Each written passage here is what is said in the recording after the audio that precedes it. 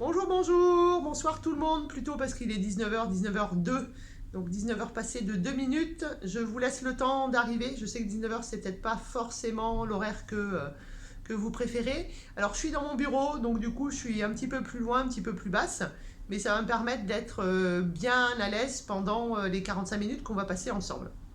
Alors, euh, on va prendre le temps de vous laisser arriver, hein. Vous êtes déjà pouf, d'un gros coup, là, 150, 156 même.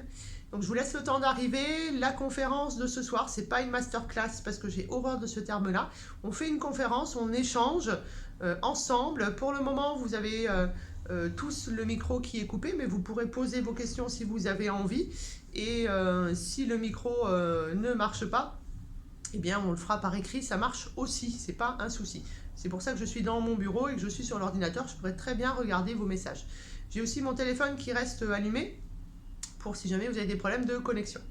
Alors en attendant que les gens arrivent, puisque je vois comme on va être normalement plus que 500 ce soir, on est en mode privé, entre guillemets ça s'appelle. Ça veut dire que vous ne voyez pas les messages des autres, il n'y a que moi qui vois ces messages-là sur mon deuxième écran. C'est pour ça que j'ai la tête bien haut et que je zappe comme ça de temps en temps. C'est parce que j'ai la chance d'être dans, entre guillemets, le bureau de mon mari et il y a un très grand écran qui est partagé en deux. Voilà pourquoi vous avez l'impression peut-être que je ne vous regarde pas dans les yeux, mais pourtant je suis là, je suis bien là avec vous. Voilà, je vous laisse arriver, 156. Prenez le temps, 19h, comme je disais, c'est pas forcément le bon horaire, hein. Il faut le temps d'avoir préparé le repas, il faut le temps d'avoir couché les petits si jamais il y a besoin, il faut le temps de rentrer du travail aussi. Alors, en attendant, puisque je vois des prénoms, waouh, bonsoir, bonsoir, bonsoir, bonsoir du Canada, waouh, super, merci. Il y a plein de prénoms que je ne connais pas, en fait, ou en tout cas qui me disent rien, donc je vais me présenter, déjà ça vous aidera, et puis ça va laisser le temps à tout le monde de pouvoir se connecter. Alors, je m'appelle Nadège, j'ai plus de 50 ans aujourd'hui, je suis doctorante en naturopathie. J'ai aussi un master 2 en anesthésie et je suis, en tout cas j'exerce en cabinet depuis septembre 2011 réellement, c'est-à-dire que j'ai déjà commencé à faire de la naturopathie en 2010, mais mon cabinet fonctionne correctement, on va dire, depuis septembre 2011. Ça commence donc à faire un petit peu, à peu près 11 ans aujourd'hui. Je vis du métier de naturopathe et j'ai entre guillemets la chance merveilleuse d'exercer en tant que formatrice en naturopathie depuis un petit peu plus de 4 ans aujourd'hui, c'est-à-dire que je vais faire ma 5e rentrée dans très peu de temps. Je suis aussi tutrice de pas mal de groupes aussi pour aider les nouveaux, ce que j'appelle les bébés naturaux, dans leur travail, parce que le métier de naturopathie, ben, c'est vraiment, vraiment pas facile. Voilà. Bonjour Stéphane, bonjour Marie, c'est gentil. Tunisie, yeah, super. Allez-y, prenez le temps de vous installer, entre guillemets. J'espère que, comme moi, vous avez pris quelque chose à boire, parce qu'on va discuter pendant à peu près 45 minutes. Alors, le but de ce soir, c'est de parler de ce qu'on appelle les neurosciences. Alors, qu'est-ce que c'est que les neurosciences? C'est un gros mot qu'on a inventé il n'y a pas longtemps. Vous savez qu'on a un cerveau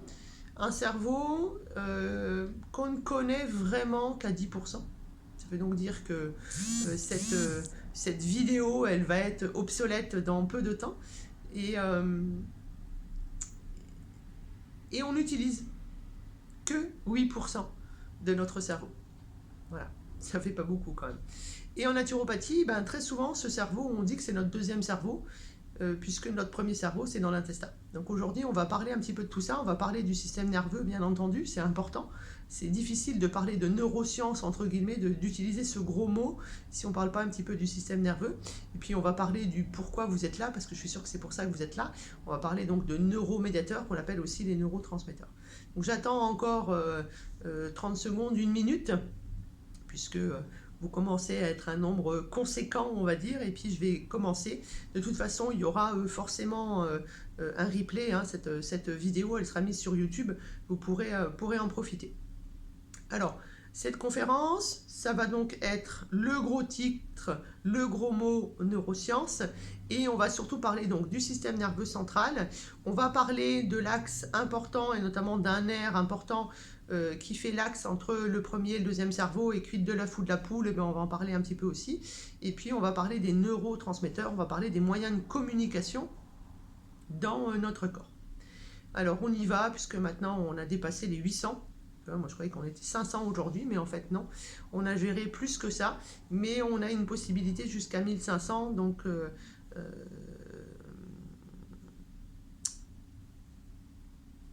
oui, on va y aller. Allez, on y va.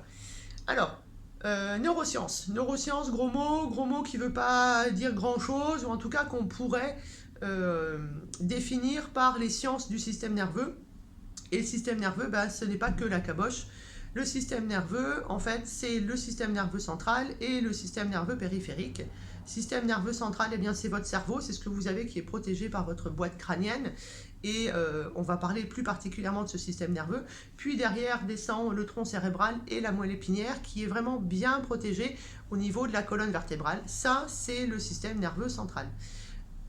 Accolé à ce système nerveux central, personnellement, en tant que naturo, je mets le système nerveux entérique, c'est-à-dire nos intestins, l'intestin grêle, donc on appelle aussi petit intestin, ou le côlon, qu'on appelle aussi gros intestin, qui sont liés par deux gros plexus qu'on appelle Auerbach et Messner, qui vont donner directement les informations au niveau du système nerveux central. Il y a un échange constant qu'on va faire par un gros nerf, le fameux nerf vague, et on va parler un petit peu de ce nerf vague. Et puis à côté, on a aussi le fameux système nerveux périphérique, ce qui fait que vous avez des sensations, c'est chaud, c'est froid, c'est mouillé, etc. Et ben, ce sont les nerfs qui vous permettent ça. C'est aussi le nerf, notamment les motoneurones, qui vous permet de bouger votre main et de contracter vos muscles. Bonsoir Patrick, je suis contente que tu sois là, bienvenue. Et voilà, donc en gros, on a le système nerveux. Système nerveux, c'est système nerveux central, avec le cerveau, la moelle épinière. Il y a des gens qui rajoutent le liquide céphalo-rachidien, parce que s'il n'est pas là, le système nerveux central ne marche pas. Le système nerveux entérique, donc nos intestins qui sont là en bas et qui discutent en permanence par le biais du nerf vague, et donc par le biais de ces deux gros plexus au niveau des intestins. Et puis le système nerveux périphérique. Et dans ce système nerveux périphérique, on a le système neurovégétatif, et puis on a aussi les fameux motoneurones, donc les neurones qui sont au niveau des muscles. Et puis c'est dans ce système nerveux périphérique qu'on va parler ou qu'on va trouver. En gros, vous vous souvenez, moi j'ai pas de petits papiers partout, j'ai rien préparé, je suis devant mon écran juste pour vous voir vous. Donc quelquefois je... voilà, c'est ma manière de faire. Vous le savez, si vous êtes là, si vous ne me connaissez pas encore, écoutez, vous apprenez, puis je vous souhaite de vous abonner à la chaîne YouTube. Et comme ça, vous verrez que j'ai un cheveu sur la langue, que je parle toujours trop vite, etc. etc. Voilà. Je suis une visuelle. Quand on est visuel, on parle trop vite, c'est comme ça. Donc je vous disais, dans le système nerveux périphérique, on va trouver le système nerveux sympathique et le système nerveux parasympathique, et on va en parler 2 secondes. Alors, pour commencer, on parle évidemment un petit peu de notre cerveau, de notre caboche. Notre cerveau qui est quelque chose de très fragile, qui est vraiment bien mis à l'abri dans de l'os qui est dur, mais entre l'os et le cerveau, pour éviter le frottement, pour permettre que le cerveau puisse gonfler un peu, puisqu'on a une très grande plasticité du cerveau, ça on est capable de le dire aujourd'hui, même si, je vous le rappelle, on ne connaît que 10% de notre cerveau, et nous, personnellement, on n'utilise que 8% de ce cerveau. Imaginez si on connaissait plus que ça et qu'on en utilisait plus que ça, ça ferait la fameuse Lucie, le film de Besson. Bon, là, on pousse le bouchon un peu trop loin, Maurice, comme dirait l'autre, mais malgré tout. Et donc, notre système nerveux central, on a donc la boîte crânienne, on a les méninges, 3 couches de méninges qui vont permettre non seulement de nettoyer, de protéger, d'apporter des nutriments au cerveau. C'est là qu'on trouve le liquide céphalo-rachidien aussi. Ça permet de faire un espèce de petit coussin pour que le cerveau ne prenne pas tous les chocs. Vous voyez, si je fais ça à ma tête, mon cerveau il bouge pas, parce qu'il est protégé non seulement par l'os, mais en plus par les différentes méninges. Les méninges qui descendent jusqu'en bas de la colonne vertébrale, bien entendu, jusqu'au niveau quasiment du sacré. Dans notre cerveau, vous vous souvenez, on a deux hémisphères, hémisphère droit, hémisphère gauche. Et puis on peut aussi, entre guillemets, couper notre cerveau en plusieurs lobes.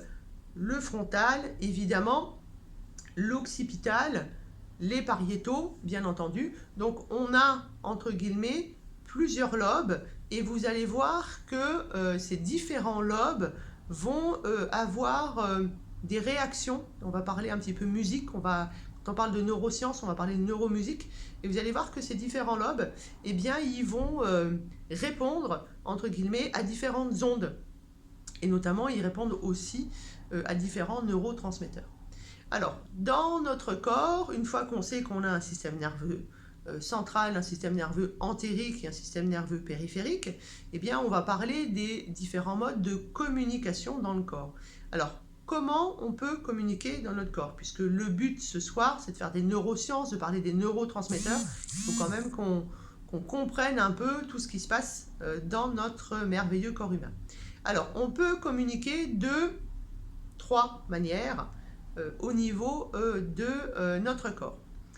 La première, peut-être la plus connue en fait au niveau du grand public, qu'est-ce que c'est? Eh bien, ça va être les fameuses hormones. Les hormones, c'est des substances qui sont sécrétées par des glandes, notamment endocrines, et elles vont être sécrétées dans le sang. Elles vont avoir une action qui sera longue dans le corps et qui va mettre un petit peu plus de temps à se mettre en place. Et puis,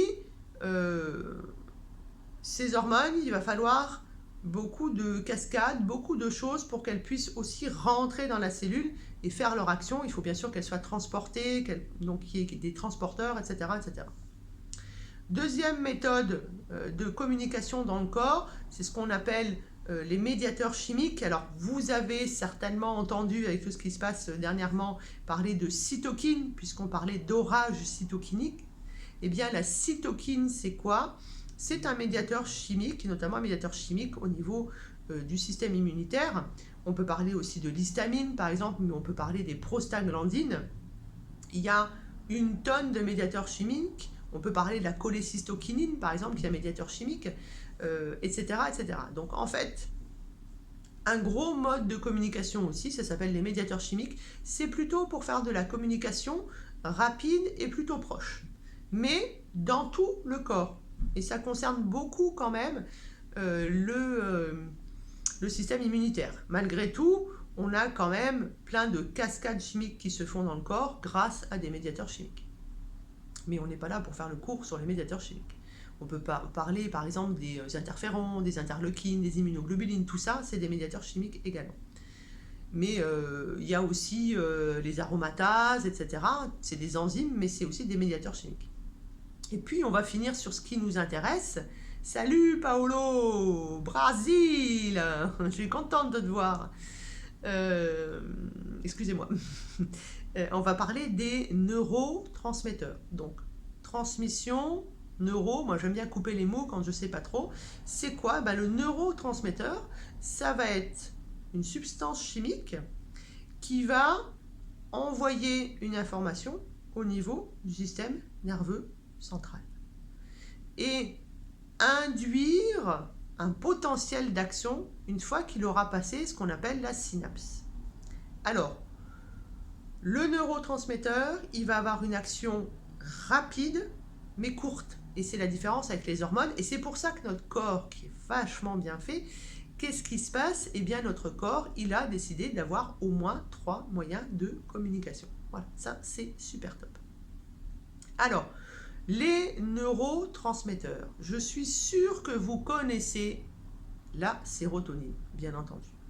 Eh bien, il faut savoir que l'on a 52 neurotransmetteurs et qu'on découvre encore tous les jours des neurotransmetteurs parce que tout le monde a entendu parler des 4 principaux. Aujourd'hui, on dit qu'il y en a 8 qui sont primordiaux, mais on sait aussi qu'il y en a 14 qui sont très connus et qu'on peut en dénombrer aujourd'hui 52, et que je suis sûre, si on continue comme ça, on va en découvrir encore et encore et encore. En fait, on fait de plus en plus de découvertes sur notre merveilleux cerveau. Je pense qu'on va en apprendre encore. Alors, si je vous parle donc de neurotransmetteurs, vous avez compris aussi que ça s'appelle des neurotransmetteurs. Eh bien, les neurotransmetteurs, les neuromédiateurs, ils sont délivrés au niveau du système nerveux central. C'est ce qu'on appelle aussi la chimie émotionnelle, puisque on est capable de dire aujourd'hui que, eh bien, une émotion plus une émotion plus une émotion plus une émotion, eh bien, ça donne de l'énergie pour faire des neurotransmetteurs. Donc, vous allez voir qu'on va parler aussi d'émotions ce soir, et il y a beaucoup d'émotions dans notre monde, et surtout, on est aujourd'hui dans une société où les émotions ne doivent plus exister. Et quand on sait que les émotions sont l'énergie des neurotransmetteurs, eh bien on se retrouve avec tout ce qui se passe aujourd'hui, des gens qui sont en burn-in, des gens qui sont en burn-out, des gens qui n'ont pas le droit de pleurer, des gens qui ne peuvent pas être en colère, parce qu'il ne faut pas montrer ses émotions, parce que tu es un homme, tu ne dois pas pleurer, etc., etc. Eh bien tout ça, ça va avoir malheureusement un lien avec eh bien, l'information et le passage de l'information. Alors, 52 neurotransmetteurs sont connus, 14 entre guillemets sont les plus connus, 8 sont primordiaux, et en général, le grand public en connaît 4. Alors, quels sont ceux qui sont les plus connus? En général, c'est la fameuse sérotonine, puisque on donne aujourd'hui comme des bonbons, des antidépresseurs qui sont des inhibiteurs de la recapture de la sérotonine. Qu'est-ce que ça veut dire ça? C'est du moubli-boulga. Ça veut dire qu'en fait, on va arrêter de récupérer la sérotonine, parce que vous allez voir qu'on marche beaucoup en cercle fermé dans notre corps, hein, comme la bile, comme le fer, etc. etc. On recycle dans notre corps, un corps très intelligent, très écologique déjà avant l'heure. Eh bien, on fait de la recapture sur quasiment tous les neurotransmetteurs. Et donc, on va inhiber la recapture de la sérotonine pour qu'il y ait plus de sérotonine dans notre corps, et que donc on retrouve sérotonine, la sérénité. C'est ce qu'il y a dans les antidépresseurs. Alors, la sérotonine, la sérénité. La sérotonine fait partie des 2 neurotransmetteurs les plus... En fait, on connaît 4 gros neurotransmetteurs. Ouais, on va parler de la dopamine aussi, François, tout à fait. On connaît en fait la sérotonine, on connaît la dopamine, on connaît l'acétylcholine et on connaît le GABA. Ça, c'est les 4 entre guillemets les plus connus. Si je vous avais posé la question avant de rentrer sur cette conférence, vous m'en auriez parlé. Alors, sur ces 4, il y en a 2 qui sont excitateurs et il y en a 2 qui sont entre guillemets freinateurs ou zéniteurs. Eh bien, la sérotonine, c'est un neurotransmetteur qui est freinateur. C'est ce qu'on va retrouver, donc on appelle ça la sérénité, on appelle ça aussi la joie, on appelle ça le plaisir. Alors quand je dis la joie, c'est plutôt la joie de vivre en fait, hein. La sérotonine, c'est ce qui va nous permettre de synchroniser le cerveau, c'est ce qui nous permet de repartir du bon pied. C'est pour ça que quand on n'en a plus, on a du mal à avancer. C'est ce qui nous permet aussi de vivre dans l'instant présent. Et les gens qui sont toujours dans le passé ou un petit peu trop dans le futur, eh bien c'est des gens qui sont en carence de sérotonine. Mais pour la sérotonine, on peut parler aussi par exemple des pulsions de sucre. Alors en deçà du candidat albicans qui a été très à la mode et qui peut l'être encore aujourd'hui, il s'avère que la sérotonine, ça donne des tocs et ça donne notamment des pulsions sucrées. Alors, ça aide à voir les choses du bon côté. C'est pour ça qu'on dit que sérotonine, sérénité, c'est l'état dans lequel on est quand on est en hypnose profonde. C'est pour ça que les gens adorent faire de l'hypnose, hein, avant qu'on voit des acteurs faire la poule et donner leur numéro de carte bleue sur scène, bien entendu. Donc, la sérotonine fait partie des neurotransmetteurs qui sont plutôt freinateurs.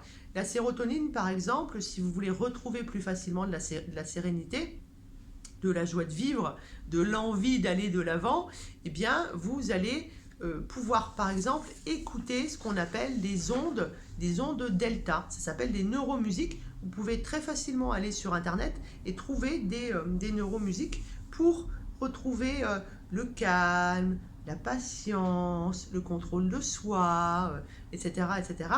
Et puis, c'est aussi avoir une certaine stabilité, en fait. Les gens qui ont des humeurs qui bougent comme ça, c'est souvent des gens qui sont en carence de sérotonine. Bien entendu que les ondes delta vont vous aider, mais c'est aussi que la sérotonine, c'est quoi? C'est le précurseur de la mélatonine, que la sérotonine se transforme en mélatonine uniquement si on a du magnésium, et que la mélatonine, là aussi aujourd'hui, alors on est en train de découvrir que c'est pas que un neurotransmetteur hormone, parce que vous allez voir que ça, il y en a beaucoup, des neurotransmetteurs hormones. La mélatonine, en fait, elle va se transformer en valentonine, et c'est la valentonine qui nous fait dormir. Donc la mélatonine n'est que elle aussi, le précurseur de. Bonjour Patricia. Donc, sérotonine, sérénité, plutôt quelque chose qui nous freine, plutôt des ondes delta. Et d'un point de vue alimentation, eh bien, où est-ce qu'on va trouver de la sérotonine? Eh bien, comme quasiment tous les neurotransmetteurs, vous allez voir, sauf un dont on parlera tout à l'heure, ils viennent des protéines, ils viennent du produit de dégradation des protéines qu'on appelle les acides aminés. Alors, l'acide aminé de la sérotonine, qui est-ce? C'est le fameux tryptophane, c'est la fameuse griffonia. Tout le monde connaît la griffonia, tout le monde connaît le 5-HTP. Eh bien, ça, c'est le précurseur de la sérotonine. Maintenant, on sait aussi que pour que, entre guillemets, ce tryptophane soit transformé en sérotonine et en mélatonine, eh bien, il va nous falloir ce qu'on appelle des précurseurs. Il va nous falloir entre autres du magnésium. Il va falloir évidemment des vitamines B. De toute façon, pour prendre soin de son ciboulot, il faut des vitamines B. Et puis, il va nous falloir aussi, alors le vitamine B, notamment, il nous faut de la vitamine B6, hein, mais il nous faut surtout, c'est ça que je veux que vous entendiez, il nous faut des protéines. Donc, il faut manger des protéines, il faut aller chercher du tryptophane. Et là, je vais vous donner quelque chose qui est super bon à manger et qui contient plein de tryptophane. C'est le chocolat noir, bien entendu, c'est les noix de cajou. Hein. Donc là, on est sur du tryptophane. Donc, on va favoriser, entre guillemets, la sérotonine, donc la mélatonine, donc la valentonine, donc un bon sommeil. Et puis, ensuite, donc j'ai les ondes delta, j'ai tout ce qui contient du tryptophane, il va falloir le manger au bon moment, et on sait aujourd'hui qu'il faut manger du sucre entre 17 et 18 heures. Alors, si c'est 16h59, ça marche aussi, hein, d'accord? Entre 17 et 18 heures, pourquoi? Parce que ce sucre va nous refaire, entre guillemets, la réserve de sérotonine, puisque le sucre va avoir une action au niveau de l'insuline, etc., etc. Donc ça, c'est de la biochimie, c'est bien trop compliqué pour nos petites têtes. En tout cas, on sait aujourd'hui, d'un point de vue chrono-biologique, que pour refaire une réserve de sérotonine, il faut manger du sucre entre 17 et 18 heures.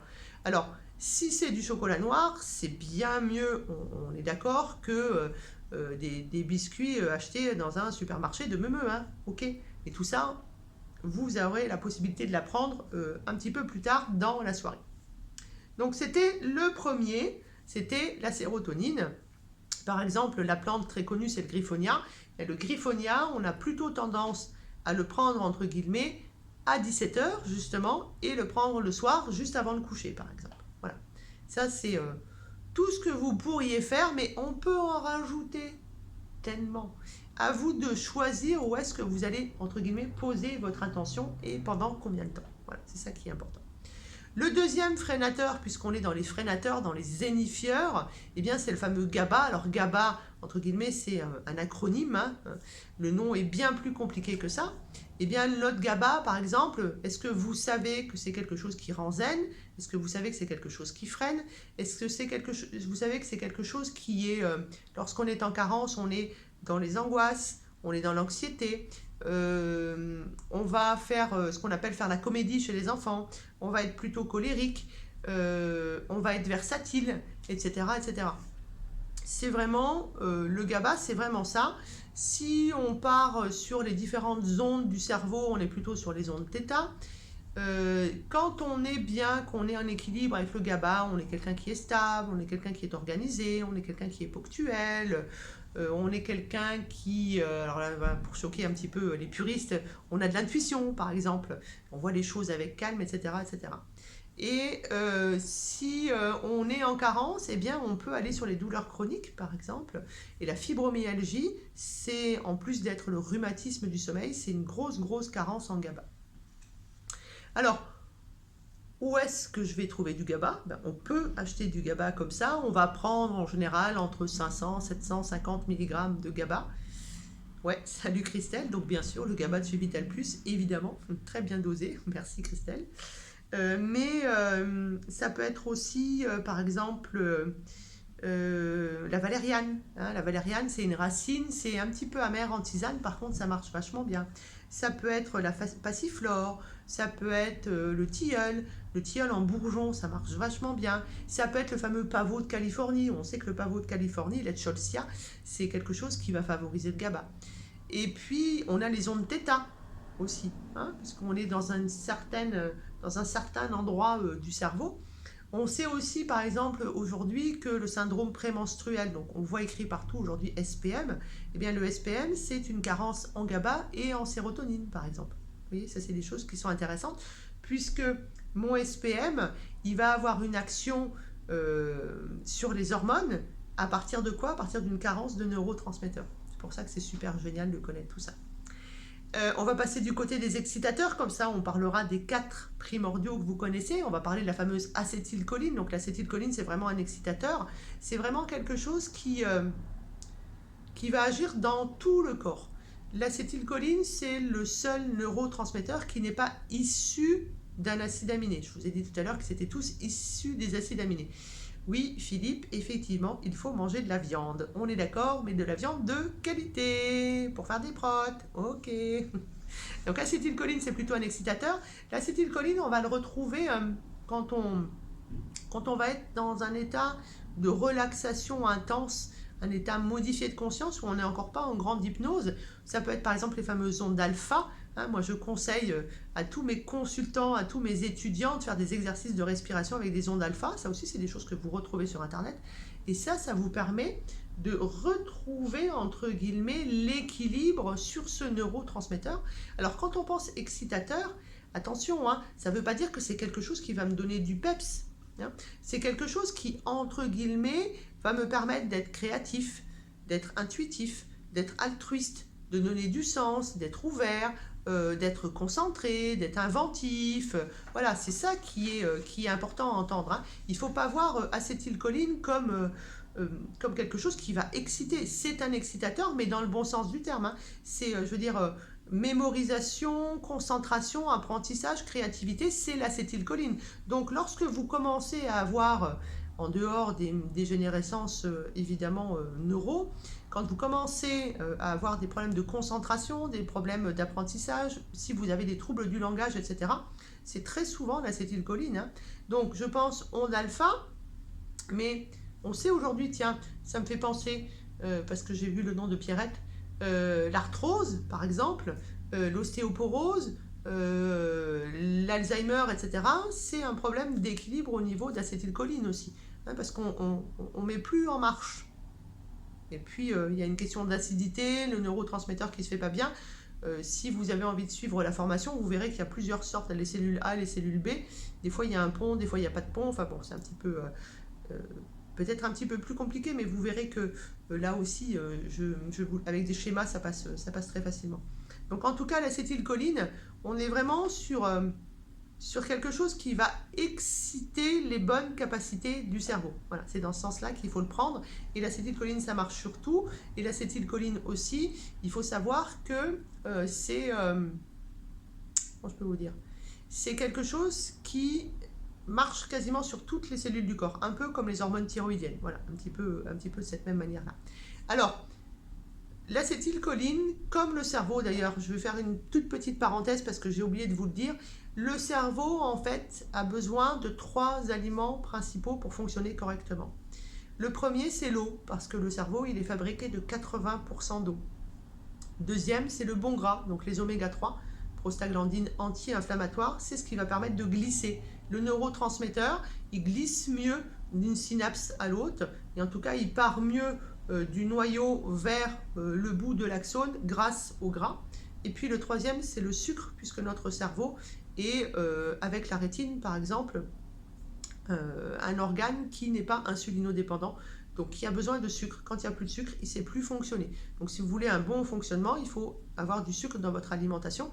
Bien entendu qu'on ne parle pas de mauvais sucre, mais de bon sucre, on est OK là-dessus. Voilà, ça c'était important. Pourquoi je suis revenue là-dessus, pourquoi j'ai oublié, ben, vous vous souvenez, hein, je n'ai pas de fiche, donc je fais comme ça me vient. Eh bien tout simplement parce que l'acétylcholine, en fait, vous allez être en déséquilibre à partir du moment où vous êtes déshydraté. C'est pour ça que vous avez de l'arthrose, de l'ostéoporose, etc. aussi, c'est une histoire de déshydratation. Donc, par exemple, pour l'acétylcholine, en dehors des ondes alpha, en dehors de tout ce qui va contenir de la choline, comme le jaune d'œuf par exemple, eh bien, vous allez pouvoir favoriser l'acétylcholine si vous buvez régulièrement un verre d'eau. On peut aussi favoriser en prenant une plante qui s'appelle le brahmi, par exemple. On en parlera aussi dans la formation. On peut parler, bien entendu, de quelque chose qui va favoriser, on va dire entre guillemets, la bonne oxygénation du cerveau. Eh bien, c'est la respiration, bien entendu. Vous allez voir qu'il y a des mantras particuliers, mais c'est aussi le fameux ginkgo biloba, puisque le ginkgo biloba va permettre que l'information, que le cerveau soit bien oxygéné, que le cerveau soit bien nourri, puisque c'est dans le sang qu'il y a les nutriments. Et à partir de là, ça sera bien plus facile pour que les neurotransmetteurs fassent leur job. Voilà pour l'acétylcholine. Qu'est-ce que je peux vous dire aussi sur l'acétylcholine ? Je réfléchis. L'acétylcholine, ben voilà, c'est tout. Hein. Mais vous voyez, excitateur vraiment dans le bon sens. Okay, le deuxième excitateur, entre guillemets, c'est la fameuse dopamine. Donc celui-là, il est super connu. Dopamine, le dopant, le manquant dans la fameuse maladie de Parkinson, qui fait que l'on tremble, qui fait qu'on n'arrive plus à mettre un pied devant l'autre, qui fait qu'on perd aussi ses capacités. C'est la dopamine. La dopamine, c'est l'esprit d'entreprise, c'est la motivation, c'est la bonne humeur, c'est aussi le désir sexuel. C'est d'ailleurs ce qui s'est passé, je ne sais pas si vous avez ce souvenir-là, mais au début où on a inventé la fameuse L-Dopa en médicament, on ne savait pas trop comment le doser, et surtout chaque cas est différent, donc on donnait une certaine dose en fonction du poids. Il s'avère que on a eu des gens qui avaient trop de dopamine. Quand on a trop de dopamine, eh bien, ils avaient trop de désir sexuel, donc c'est des gens qui sont devenus, entre guillemets, des pervers dans les jardins publics, c'est des gens qui allaient jouer au casino, en fait, les anciens avaient leur retraite qui tombait, ils perdaient tout au casino parce qu'ils avaient besoin de ce fameux circuit de la récompense. La dopamine, c'est ça, c'est le circuit de la récompense.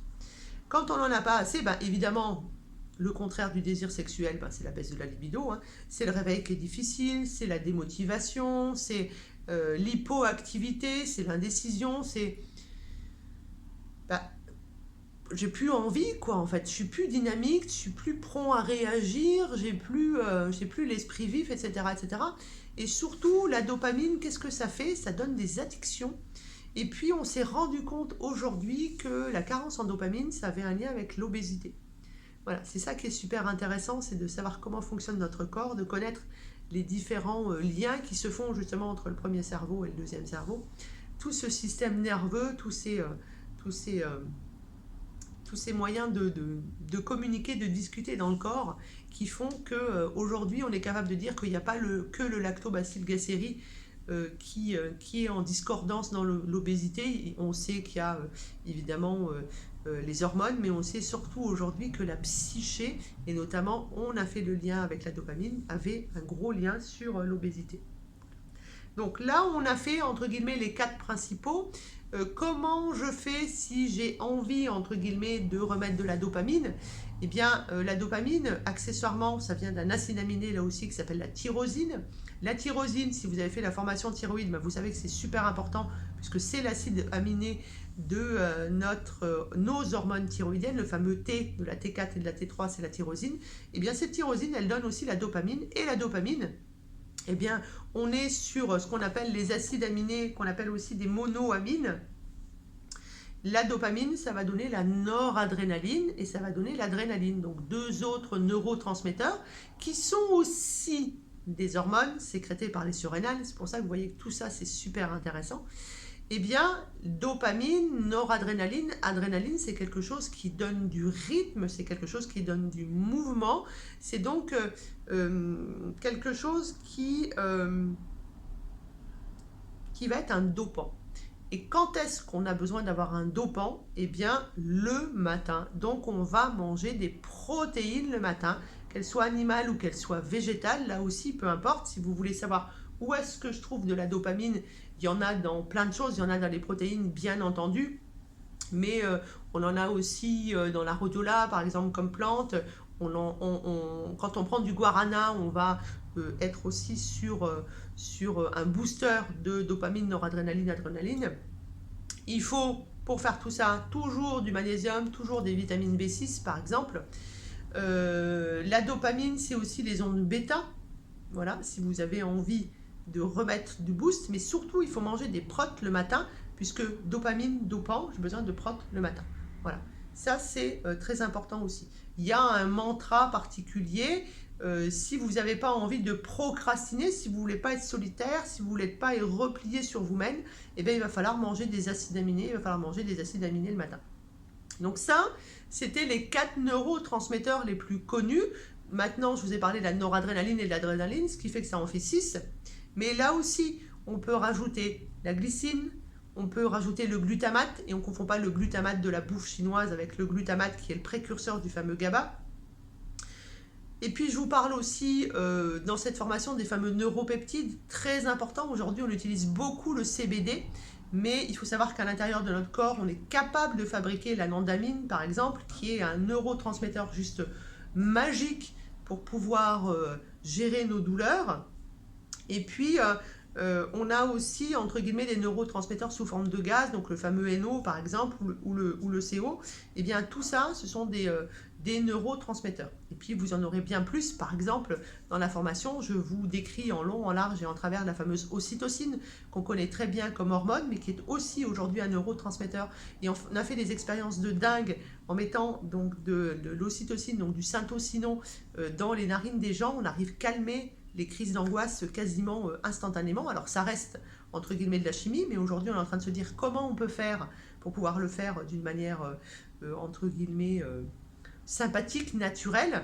Et bien là-dessus aussi, je vous donne plein de petites choses, plein de mantras, plein d'exercices de respiration, plein évidemment de plantes, parce qu'on parle de plantes, on parle d'alimentation, mais on parle aussi de plein de choses dans cette formation. Vous allez donc trouver l'ocytocine, vous allez trouver l'anandamine également. Je vous développe vraiment bien aussi le glutamate, parce qu'il y a beaucoup, je trouve, de mauvaise compréhension sur le glutamate. On le met un peu à l'écart parce qu'on le confond vraiment, et je vous mets la formule chimique en fait dans la formation. Donc voilà, c'est les neurotransmetteurs, si vous voulez, c'est un petit peu tout ça. C'est vraiment se dire que j'ai un lien très étroit entre les émotions et les neurotransmetteurs, que les neurotransmetteurs sont très liés avec les hormones, c'est la fameuse PNEI, il y a encore tellement de gens qui ne savent pas ce que c'est, psycho-neuro-endocrino-immunologie, donc ça veut dire que ma psyché qui vient de tout ce qui est autour de moi, le fameux yang, tout l'extérieur, c'est des informations qui vont venir par rapport à tous mes sens, qui vont rentrer au niveau de l'hypothalamus, qui est le chef de file, le président de mon système nerveux central, qui lui va envoyer des informations au niveau de l'hypophyse. Et là, on est déjà sur de la neuro. Hypophyse va sécréter des hormones, donc neuro-endocrino. Et vous avez entendu qu'un autre moyen de parler, de communiquer dans le corps, eh bien c'était histamine, c'était les cytokines, etc., les prostaglandines, les interleukines, l'immunoglobulines, eh bien tout ça c'est le système immunitaire. Et puis je vous ai dit que le système nerveux entérique était sur le même lien que le système nerveux central et le système nerveux périphérique. Oui, tu as raison Claude, pour moi aussi c'est notre premier cerveau. Donc vous avez votre PNEI. Et aujourd'hui en fait il faut prendre en charge tout le monde de cette manière-là. Vous, derrière, qui faites ma connaissance aujourd'hui, sachez qu'on doit faire de l'holisme Donc, on doit prendre en compte votre corps physique, votre corps mental, votre corps énergétique, votre corps spirituel. Et pour ça, il faut connaître correctement le corps humain. Voilà pourquoi je mets à votre disposition mes différentes formations. Et aujourd'hui, c'est les neurosciences, c'est les différentes ondes, c'est les différentes manières de respirer, à quelle heure je dois manger quel aliment, qu'est-ce que je peux prendre en attendant comme béquille, comme plante ou comme complément alimentaire, quand est-ce que je dois le prendre, combien de milligrammes je dois prendre, etc., etc. Et surtout, comment je sais que je suis en carence. Voilà tout ce que vous allez apprendre dans la formation que vous pourrez trouver sur ma plateforme de formation. En tout cas, je vous mettrai le lien dessous. Et puis, si vous souhaitez faire cette formation, là aussi, n'hésitez pas, c'est payable en plusieurs fois, bien entendu. Et puis, vous m'envoyez un petit mail et je vous envoie les coordonnées pour aller sur cette formation. C'est visionnable à vie, c'est ça qui est super top. Vous allez prendre tout le temps qu'il vous faut, il doit y avoir 24 vidéos, je crois. Mais on rentre vraiment dans les neurosciences, c'est-à-dire que pour chaque neurotransmetteur, je vais vous donner des solutions. Et il y a 90% de solutions qui sont gratuites. C'est ça qui est hyper top. C'est que ça ne va pas être de la médecine verte. Vous êtes en carence de machin, vous allez prendre telle plante.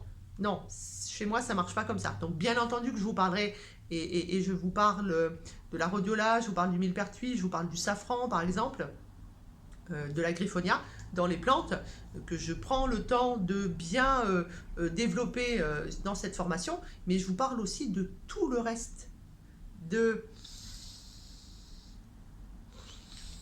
Eh bien ça change les neurotransmetteurs. Et puis, on fait bien le lien entre les différentes émotions qui vont devenir de l'énergie des neurotransmetteurs.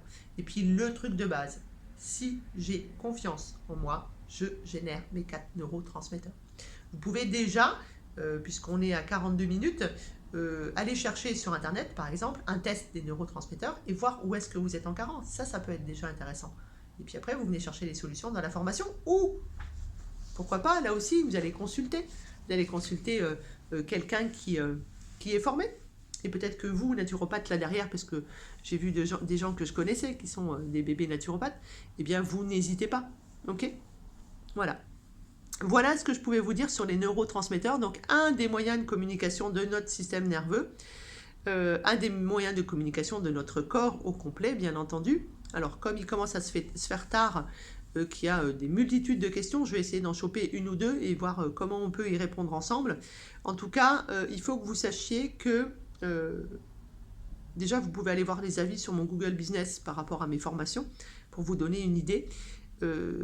Ça fait 4 ans que je forme des naturaux, 4 ans que je fais 100 et quelques heures d'anatomie, physiologie. J'essaye toujours de trouver des trucs faciles et j'essaye toujours de faire ça avec la plus grande coolitude qu'il existe. Donc n'hésitez pas, franchement, parce que une fois qu'on sait comment fonctionnent les neurotransmetteurs, c'est-à-dire qu'une fois qu'on sait comment fonctionne l'œuf ou la poule et notre cerveau et le fameux nerf vague dont on n'a pas parlé, le nerf vague, le nerf primordial, le nerf numéro 10, celui qui s'occupe de tout le système digestif, celui qui s'occupe de votre digestion, le nerf du parasympathique, c'est lui qui fait le lien entre le premier et le deuxième cerveau. Puis vous mettez premier et deuxième cerveau là où vous avez envie. Et oui, moi aussi je mets le premier cerveau en bas, on est d'accord Astrid, mais là aussi chacun se fait son idée, hein. C'est pas franchement très très très important tout ça, puisque je suis sûre que personne n'est capable de me dire quid de l'œuf ou de la poule, hein, okay. Donc en tout cas, psycho, neuro, endocrino, immunologie, c'est la base de la naturopathie, c'est l'holistique, et ça ne se fait pas forcément toujours avec des compléments alimentaires. Alors je vais essayer de regarder les questions, essayer de trouver quelque chose qui peut vous aider. Alors, pour faire de la prévention de la dégénérescence, parce que papa... Ok. Alors, Marie-Adélaïde, déjà les maladies neurodégénératives, elles ne sont pas génétiques. Donc déjà, rassurez-vous là-dessus, parce que si vous vous faites peur, c'est une émotion, une mauvaise énergie pour les neurotransmetteurs, ça va mettre en déséquilibre vos neurotransmetteurs. Donc déjà, on enlève tout ça. Je vous rappelle qu'on est 15% de génétique et 85% d'épigénétique. Ça veut dire que c'est quand même très facile, entre guillemets, de faire taire cette génétique, de prendre soin de nos télomères, c'est-à-dire le petit bout des chromosomes. Ça se fait facilement. D'ailleurs, ça se fait en prenant soin de nos protéines, et vous avez compris aujourd'hui que les neurotransmetteurs étaient issus des protéines. Et donc, c'est pas parce que papa a fait une maladie neurodégénérative que vous allez en faire une. Par contre, de la prévention, ça va être entre guillemets très facile, hein. Il va falloir prendre soin de vos intestins, ça veut donc dire avoir une excellente digestion, donc une bonne assimilation, donc faire attention à ce que vous mangez, à quelle heure et comment vous associez les choses. Il faut prendre son temps, il faut prendre au moins 20 minutes, il faut manger dans une ambiance qui est plutôt calme, c'est-à-dire qu'il faut favoriser le GABA et la sérotonine par exemple. Et il faut manger de tout, ok, de bonne qualité bien entendu, local et si possible de saison, mais surtout n'oubliez pas non plus en rapport avec votre microbiote, réfléchissez où est-ce que vous êtes né, puisque votre microbiote c'est votre empreinte digitale. Ensuite, eh bien, les 3 aliments particuliers du cerveau, vous avez entendu, c'est l'eau, donc il ne faut pas être déshydraté, il faut apporter de l'eau de qualité, donc adieu les eaux trop minéralisées avec une tonne de magnésium à l'intérieur. On fait attention à l'eau gazeuse, même si on sait que, entre guillemets, l'eau gazeuse, c'est quelque chose qui peut être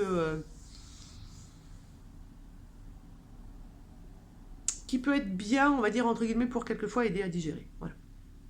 Mais c'est pas à favoriser non plus, ok. Donc, on boit de l'eau de qualité, on boit de l'eau de qualité en dehors des repas, bien entendu. On boit de l'eau de manière régulière, comme ça évite que l'hypothalamus nous envoie le cerveau de « il faut boire ». Vous avez vu, là, ça fait 46 minutes, personne n'a bu. Bon, je ne vous vois pas tous, on est d'accord, mais malgré tout, il faut boire toutes les heures. Il faut boire un verre toutes les heures, ça c'est important. Comme il faut se lever toutes les heures pour marcher un peu, pour se dérouiller. Faites les exercices qu'on apprend dans les avions, hein. On bouge les chevilles, on bouge les doigts de pied, on contracte les mollets, ça c'est super important. Il faut manger du bon sucre, donc du sucre qui sont un petit peu dans les fruits et dans les légumes, un petit peu de céréales, des céréales de qualité là aussi. Et bien entendu, il faut amener du bon gras. Et ça, on est en carence. Alors je ne sais pas quel âge vous avez, Marie-Adélaïde, mais ma génération à moi, on est en carence d'oméga 3 puisqu'on nous a dit que manger du gras, c'était très mauvais pour la santé. Donc excite le gras et donc du coup on voit que notre peau elle va pas bien, on voit que notre cerveau il est ralenti, qu'on a des problèmes de concentration, etc. Donc c'est du bon gras et puis il faut surtout faire le bon rapport entre le bon gras et le mauvais gras. Voilà, donc j'espère que j'ai répondu à votre question, Marie-Adélaïde. Alors, Barnabé, waouh, j'adore ce prénom, Barnabé. Barnabé, tu me dis... Alors oui, il n'y a pas besoin d'avoir de niveau, entre guillemets, pour suivre les formations, hein. C'est pour du grand public, c'est-à-dire que pour les paramèdes, tu es soignant, hein, c'est ça, pour les paramèdes ou par les naturaux, etc., bah, ça va être des rappels, donc ça va être super. Par contre, pour moi, c'est très important que tout le monde comprenne. Donc non, tu n'as pas besoin d'avoir, tu es soignant, tu as déjà tout ce qu'il faut pour comprendre. J'ai essayé de le vulgariser le plus possible tout en vous donnant une tonne d'informations. C'est mon petit plus, entre guillemets, hein. Si tu lis un peu les avis, c'est un petit peu ça. Donc oui, tu peux y aller, Barnabé, sans souci. Ça marche aussi, ouais, sans problème. Alors, on continue dans les garçons. Pierre, alors... Oui, bien sûr qu'il y a un lien entre le système nerveux et les hormones. C'est la fameuse PNEI, Pierre, hein. Effectivement, je pense que tu as posé tes questions avant la fin. Psycho-neuro-endocrino-immunologie. Donc bien entendu que si tu as des surrénales qui ne marchent pas bien ou une thyroïde qui ne marche pas bien, bien évidemment qu'il va y avoir un souci sur la neurotransmission et sur le bon fonctionnement de ton cerveau. Ouais, ça c'est sûr. Ouais. J'en parle dans cette formation d'ailleurs, hein. Oui, ouais, le yoga aide beaucoup, la méditation aide beaucoup, hein, quand vous récitez des mantras, etc. Mais ça peut être aussi l'utilisation de l'eau, hein, pour un neurotransmetteur. Je ne vais pas vendre la mèche tout de suite, hein, on ne va pas faire du teasing, mais vous mettez votre pied dans de l'eau chaude et l'autre pied dans l'eau froide et vous allez faciliter le neurotransmetteur. Si vous mettez par exemple votre pomme de douche au niveau de votre occiput, vous allez favoriser un autre neurotransmetteur. Donc vous voyez qu'il y a plein de choses à faire. Et oui, bien sûr, Pascaline, c'est très important de prendre soin de ce que moi j'appelle le premier cerveau, c'est-à-dire notre intestin. Et merci de cette question d'ailleurs, Pascaline, puisque Je vous ai parlé donc que le cerveau était protégé par la caboche, que le cerveau était aussi protégé par les méninges. Le cerveau, si vous voulez, il a ce qu'on appelle une barrière hémato-encéphalique. On va faire ça simple, hémato-encéphalique, donc pour pas que le sang, entre guillemets, rentre dans l'encéphale. C'est pour ça que quand on fait un AVC, un accident vasculaire ischémique, ou un AVC, accident vasculaire cérébral, ou un AIT, accident ischémique transitoire, quand on a du sang au niveau du cerveau, ça se passe pas bien. Donc on a une barrière qu'on appelle hémato-encéphalique, ça veut dire en gros, et c'est comme ça que j'essaye de vous le décortiquer à chaque fois, vous avez ce qu'on appelle un vigile à l'entrée, et le vigile va dire, toi t'es du sucre, tu rentres, toi t'es de l'eau, tu rentres, toi t'es du bon gras, tu rentres, ah toi t'es une bactérie, tu rentres pas, toi t'es du virus, tu rentres pas, etc., etc. On a en plus dans notre cerveau ce qu'on appelle des cellules gliales, donc des cellules qui sont là, c'est notre système immunitaire, en fait, c'est aussi elles qui nourrissent et c'est elles qui nettoient le cerveau. Alors, si mes intestins sont perméables, trop perméables, hyper perméables, comme on dit aujourd'hui, HPI, hyperperméabilité intestinale, et bien là, c'est hyper perméable aussi. Ce qui veut donc dire que vous êtes dans le potage, vous êtes dans la glu, vous êtes dans la 3D, vous avez des troubles du sommeil, etc. C'est parce que vous avez votre premier cerveau qui ne marche pas. On a parlé rapidement de la sérotonine, qui est donc, vous l'avez compris maintenant, un neurotransmetteur qui zénifie. La sérotonine, elle est fabriquée, allez, j'ose, à plus de 80% au niveau de l'intestin. Donc si votre intestin ne marche pas, vous ne fabriquez pas de sérotonine. Et surtout, il va y avoir une discordance entre la sérotonine qui est produite ici et la sérotonine qui est produite au niveau du cerveau. Il va y avoir un déséquilibre. Et l'important dans notre corps, comme toujours, c'est d'être en équilibre, d'être en homéostasie. Allez, dernière question, parce qu'on est à plus de 52 minutes là. Je ne vais pas pouvoir répondre à toutes les questions, ça c'est sûr. Alors, comment j'explique le baby blues? Le baby blues. Alors, le baby blues, c'est un petit peu compliqué, il faudra faire une consulte, mais pendant la grossesse, vous avez beaucoup tiré sur votre thyroïde. Les femmes sont souvent en hypothyroïdie, et souvent en hypothyroïdie aux phases importantes de la vie de la femme, c'est-à-dire puberté, grossesse, ménopause. La thyroïde est en lien avec les surrénales aussi. Très souvent, on est en hypothyroïdie parce qu'on est en hyposurrénale d'abord et que c'est la thyroïde qui prend le relais. Mais en tout cas, pendant la grossesse, si vous partez avec une hypothyroïdie au départ, vous allez être complètement HS derrière. Ensuite, votre bébé vous prend tout ce que vous lui donnez. C'est super génial, hein, mais du coup, vous vous retrouvez en carence. On est très souvent, déjà, je vous l'ai dit tout à l'heure, hein, surtout ma génération, mais les autres aussi, en carence d'oméga 3. Eh bien, le baby blues, c'est un petit peu tout ça. C'est-à-dire que vous avez votre thyroïde qui ne marche plus. Vous avez une carence d'oméga 3 puisque, j'ai envie de dire, la priorité du corps, c'était de fabriquer justement le fameux système, je pense que c'est pour ça que vous m'en parlez, le fameux système nerveux de votre enfant. Et donc, il vous a piqué tout votre gras, qu'il soit bon ou pas, parce qu'on sait aujourd'hui que pour faire de la gaine de myéline, c'est-à-dire ce qui entoure le nerf et qui protège le nerf, ben, il nous faut du gras saturé. C'est pour ça que ces fameux régimes sans gras, c'est de la merde en barre. Et puis, quelque chose d'important aussi, et là aussi on fait de la PNEI, du coup, vous voyez, hein, le baby blues, donc c'est de la psyché, le mental qui n'a plus ses oméga 3, et l'endocrino, puisque quand vous êtes enceinte, vous êtes clafie d'hormones, et une fois que le bébé est sorti, il n'y a plus d'hormones. Donc il y a une énorme chute d'hormones, et du coup, ben voilà. Vous êtes en carence d'oméga 3, vous avez peut-être une petite hypothyroïdie, et puis derrière, vous n'avez plus d'hormones, donc forcément, vous faites un baby blues, hein. Si toutes les femmes qui sont derrière, qui ont été enceintes, elles peuvent le dire, hein. Quand on est enceinte, c'est quasiment presque le meilleur moment de notre vie, entre guillemets. Je schématise, je fais des généralités, ce qui n'est pas normalement ma manière de faire, mais voilà, c'est ça, hein. Donc il faut vraiment y penser, c'est très important. Il faut tout faire, et on sait aujourd'hui aussi qu'il y a des carences de neurotransmetteurs dans ce fameux baby blues. Donc il y a une alimentation particulière à avoir quand on est enceinte. On dit toujours, en tout cas mon prof d'homéopathie me disait ça, il disait pour faire un bébé il faut 9 mois, et il faut 9 mois avant de penser à faire ce bébé pour être sûr d'avoir un corps qui est en parfait équilibre pour pouvoir donner le meilleur à l'être qu'on va créer, pour remercier l'âme qui décidera de venir dans notre ventre, en fait, hein, voilà. Ok, alors encore une dernière petite question. Vous voyez, vous prenez de l'Inexium, Gilberte, ok. Alors on sait que l'Inexium c'est de la meumeux, mais des fois on n'a pas trop le choix, ok. Vous avez des ballonnements, jusque-là c'est normal. Vous ne dormez pas bien, vous vous réveillez à 4 h du matin, ouais, ben ça dépend à quelle heure vous êtes allé coucher là aussi. Et puis ça dépend de votre âge aussi, Gilberte, hein. Vous savez que plus on avance dans l'âge, moins on dort. Ouais, c'est un peu compliqué votre question là, mais déjà ce que je peux vous dire, c'est que si vous prenez de l'Inexium, vous êtes en hyperperméabilité intestinale de toute façon. Donc forcément, votre premier cerveau ne marche pas, le deuxième cerveau ne marche pas non plus. Et puis si vos intestins sont perméables, hein, vous n'assimilez pas, donc vous êtes carencé. Donc si vous êtes carencé, admettons que vous soyez carencé en acide aminé, forcément vous faites plus de neurotransmetteurs, hein. Ouais, ça c'est sûr. Moi je vous conseille vraiment d'aller rencontrer quelqu'un qui s'occupe de vos intestins, parce que c'est la base pour pouvoir retrouver tout ce que vous voulez. Voilà, voilà, on va s'arrêter là, parce que j'avais dit que je ne ferais pas plus qu'1 heure, hein. Merci, vous avez été 876. Merci d'être là, merci surtout d'être venu de si loin, hein. Paolo, je ne sais pas quelle heure il est chez toi là aujourd'hui, mais c'est juste incroyable que tu sois venu, ça me fait très plaisir d'ailleurs que tu sois là. Merci au Canada aussi, c'est super top, c'est top, moi j'adore, hein. J'aimerais tous vous voir, je préférerais faire ça en vrai, mais pour l'instant on ne peut pas.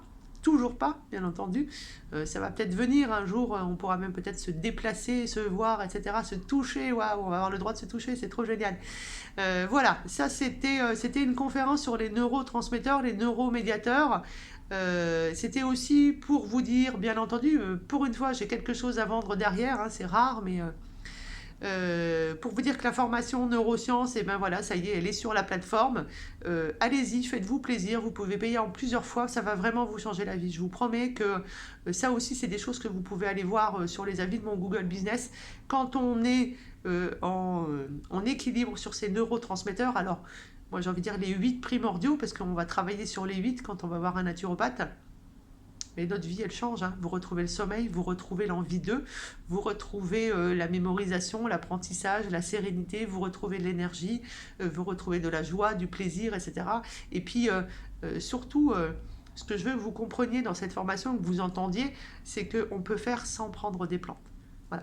Merci à tous, il est 20 h, il faut que j'aille rejoindre ma petite famille. Merci de m'avoir suivi, merci pour vos questions. Il y a trop de questions, je ne peux pas répondre à tous. Si j'en vois 2-3 qui se recoupent et qu'elles reviennent souvent, ben je ferai un petit post sous la vidéo et vous pourrez retrouver à partir de demain cette vidéo sur YouTube sans souci. Merci encore à tous d'être venus de si loin. Merci pour vos petits cœurs, c'est juste super génial. Pensez à vous abonner à la chaîne YouTube. Pensez aussi à aller visiter la plateforme. Il y a 3 formations en cours. Il y a une formation sur l'immunité qui ne va pas tarder à arriver. Et puis si vous avez envie de vous former à la naturopathie, si vous avez envie de choisir une bonne école, là aussi je suis dispo pour vous, puisque c'est une des questions que je viens de voir passer. Quelle est l'école que je recommande? Celle dans laquelle je travaille, bien entendu. Il y en a certaines que je décommande d'ailleurs même, mais bon, ça restera entre nous, ça ne sera jamais du grand public. Et si vous avez besoin, je suis là, je reste disponible, comme je le suis pour mes bébés naturaux, pour mes étudiants, etc., etc.